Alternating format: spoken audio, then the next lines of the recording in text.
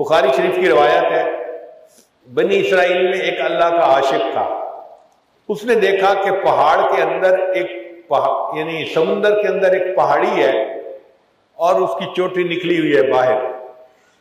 اس کے دل میں خیال آیا اگر میں اس پہاڑی کی چوٹی کے اوپر اپنا کمرہ بناؤں عبادت کے لیے تو چاروں طرف پانی ہے، نہ میرے پاس کوئی بندہ آئے گا نہ کوئی اور آئے گا، اور میں یکسوئی سے عبادت کروں گا۔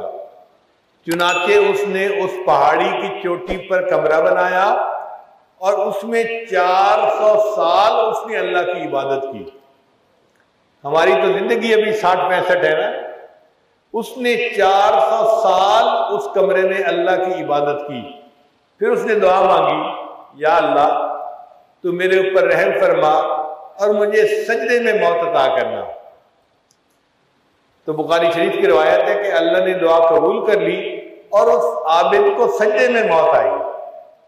کیسی خوبصورت زندگی کہ 400 سال عبادت کی اور سجدے میں اس کو موت آئی۔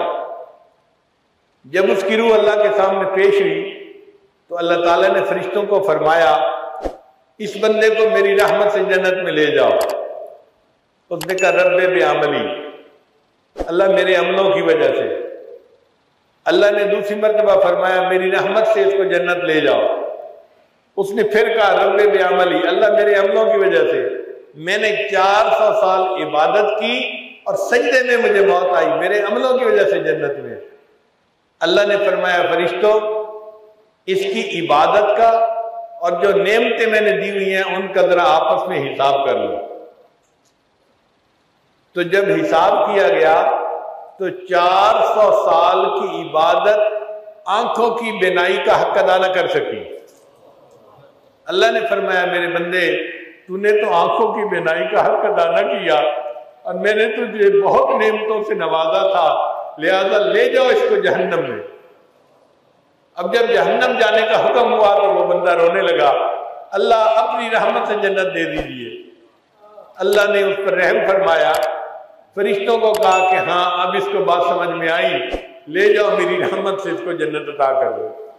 اب آپ بتائیے 400 سال عبادت کر کے سجدے کی حالت میں مرنے والا بندہ بھی اللہ کی رحمت سے جنت میں جائے گا، تو ہماری کیا حیثیت ہے؟ ہم کس کھیت کی گاجر مولی ہیں؟